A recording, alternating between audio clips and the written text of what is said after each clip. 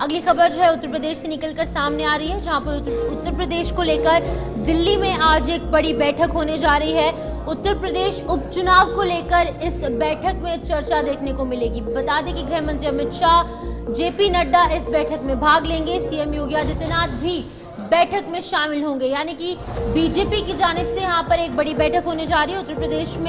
उत्तर प्रदेश को लेकर यहाँ पर दिल्ली में बैठक होगी, क्योंकि बहुत ही जल्द उत्तर प्रदेश में उपचुनाव होने जा रहे हैं और दोनों डिप्टी सीएम को दिल्ली में बुलाया गया है, उन्हें आमंत्रित किया गया है। केशव प्रसाद मौर्य और साथ ही साथ ब्रजेश पाठक आज दिल्ली प्रस्थान करेंगे और वहां पर बीजेपी की आला कमान, जो हाई कमान है, उनके साथ बैठक की जाएगी। प्रदेश संगठन महामंत्री धर्मपाल भी इस बैठक में शामिल होंगे, यानी कुल मिलाकर सभी बड़े नेता जो है वो यहाँ पर इस बैठक में शामिल होंगे और उपचुनाव की रणनीति को निर्धारित किया जाएगा। क्योंकि हमने देखा कि उत्तर प्रदेश में कहीं ना कहीं बीजेपी के जनाधार लगातार घटता नजर आ रहा है। किस तरीके से इसको कॉम्पनसेट किया जाएगा, किस तरीके से इस जनाधार को वापस से उस लेवल पर लाने की कोशिश की जाएगी, इन तमाम बिंदुओं पर चर्चा इस बैठक में देखने को मिलेगी। बिल्कुल, सबसे अहम है कि सीएम योगी आदित्यनाथ और साथ ही साथ उत्तर प्रदेश के दोनों उप मुख्यमंत्री भी इस बैठक में मौजूद होंगे। जो तरजीह उत्तर प्रदेश में लोकसभा चुनाव से पहले नहीं दी जा रही थी, उसको यहां पर रिवाइव करने की कोशिश की जा रही है और हाईकमान,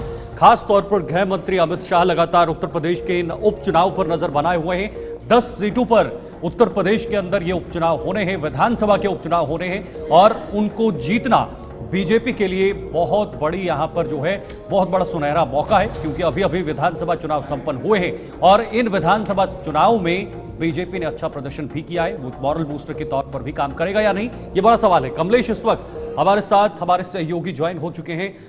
ताबिश है, माफ कीजिए ताबिश, उत्तर प्रदेश में उपचुनाव होने हैं, 10 सीटों पर ये उपचुनाव होंगे, लेकिन इसका मंथन दिल्ली में हो रहा है, यानी हाईकमान भी चिंतित है। 10 सीटों पर उपचुनाव होने जा रहे हैं, यानी साफ तौर पर ये ज्ञात हो गया है हाईकमान को कि जो नुकसान हमें लोकसभा के चुनाव में हुआ है, उस नुकसान की भरपाई हम इन उपचुनाव से कर सकते हैं। उस जो जख्म वहां पर दिए गए हैं, उन जख्मों की भरपाई हम यहां से कर सकते हैं।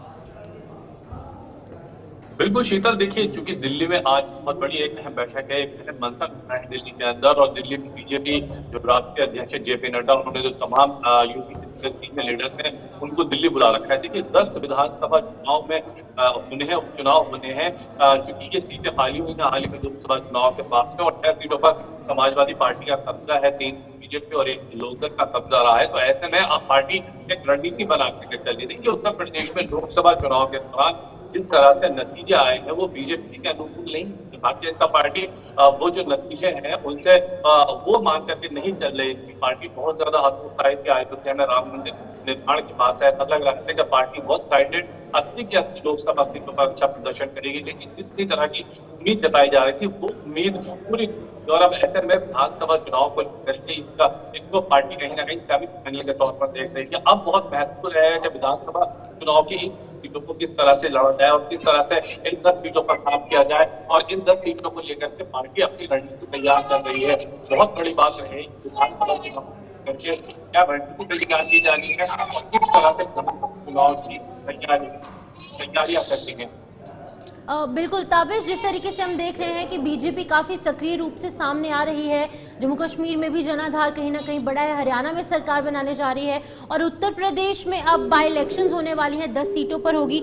डबल इंजन की राजनीति क्या जीत दिला पाएगी, क्योंकि उत्तर प्रदेश में बड़ी क्षति हमने देखा लोकसभा चुनाव में बीजेपी को हुई है। चलिए, फिलहाल फोन कट चुका है, ताबिश का संपर्क कट चुका है, लेकिन बहुत बड़ा यहां पर अहम सवाल है कि उत्तर प्रदेश की अब इस रणनीति को कैसे डबल इंजन जो है यहां पर काम करेगा और इस डबल इंजन के साथ क्या इस गाड़ी की रफ्तार और तेज होगी या इस गाड़ी की ग्रीस में कमी देखने को मिलेगी, ये आने वाला वक्त बताएगा। लेकिन सुनहरा मौका बीजेपी के पास इन 10 सीटों पर जहां पर उपचुनाव होने वाले हैं, वहां पर उन सीटों में से ज्यादातर सीटें जीती जाएं।